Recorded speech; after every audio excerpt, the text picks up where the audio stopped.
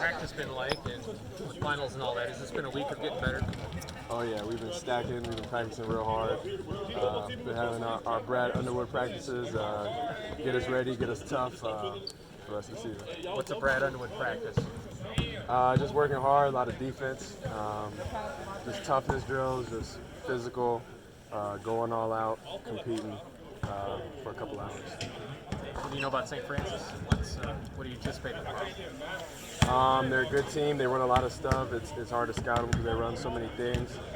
Really, the biggest thing is just doing what we do, not worrying too much, about the other team. We're just worried about making sure we're on our P's and Q's. Another Big Ten title is kind of one of the focuses this year. You guys talk at all about the 01-02 reunion, what's going to be said at halftime, and kind of what that team was able to accomplish and kind of your goals moving forward? Yeah, we just met with him here after practice. A couple of guys was talking to us, and it wasn't even about all that. It was more so about brotherhood and enjoying the moment and what it means to have the opportunity that we all have and just to be appreciative of all that. Jake, one of the first things you said was stacking days. Obviously, that video goes out on social media. How important is that at this time of the season to just continue to build? Very important. I think November, December is when you kind of solidify a lot of things as a team, and playing hard, playing good defense is one of those things, and we got to get better at it. Jake, you feel like you guys needed those Brad Underwood practices just kind of at this point in the season, or I guess what was your reaction to having those? Absolutely. It's hard doing it, and you don't want to do things that are hard naturally, but when you accomplish something and get over a hump of something that's hard, it's a bonding experience for all of us in the locker room after going through something hard and challenging, but we accomplished it together. It's all good for the team. You guys sitting there. When was the last time you had one of those? What was that? Prior to this week, when was the last time you had a Brad practice? I'm not exactly sure. I mean, all practices are by him, but it was the emphasis this week. We've been having, our injuries and our sicknesses and whatnot, so we're back to it now. Speaking of injuries, I was a couple of feet away from you when that blood started pouring out of your head, and you said to the other guys, "I'm bleeding." So did you not feel it? Did you not? You got 3 stitches up there.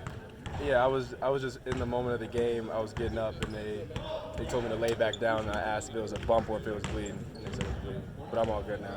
And I'm tough. I'm pretty tough. Yeah. Yeah. And Paul Schmidt got you back in the game without missing a beat. How did he do that? That's amazing. Paul did his thing, put the bandage on it, wrapped it up, slapped it, and I got back in. All right. Jake, we're seeing a lot of games impacted again by COVID around the country. Is there a level of concern for you guys, like flashbacks to that 2020 experience? I guess how do you approach that? There's some flashbacks, definitely. God willing, it ends up okay. I wouldn't say it's a focus of ours. That there's just too many things to think about that. So I'm just staying focused on the game plan, just making sure we execute, and hopefully it steers this course. I've got an unusual one for you. Before the Arizona game, they had a guy play the violin, play the national anthem. Did you watch it? What did you think about his performance? Oh, I actually been playing the violin since I was 3 years old. Seriously? I haven't played since high school, but I really appreciated it because I could tell how hard it was, all the vibratos and whatnot. But that was a tough performance. I'm not gonna lie. Probably the best national anthem I've heard. Yeah. Perfect. Thank you. Jake, I know we're talking with you and Alfonso today, but just as transfers, is that a leap of faith maybe to leave a place where you've been comfortable and go somewhere new, hoping for the best? Transferring? Yeah. Definitely a leap of faith. You never know if the grass is going to be greener or not. I'm sure there are people who transfer and don't find as much success as they hoped.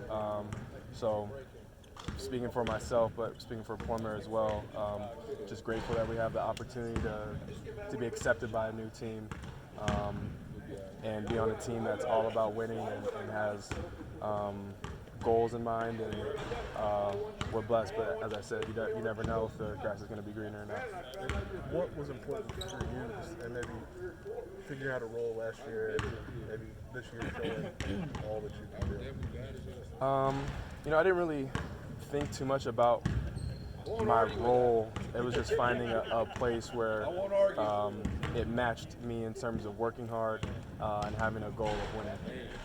And that was the biggest thing. And I could tell by talking to the coaching staff, who's not here now, but Coach Underwood, it was just a mutual feeling, an understanding of what the goal was.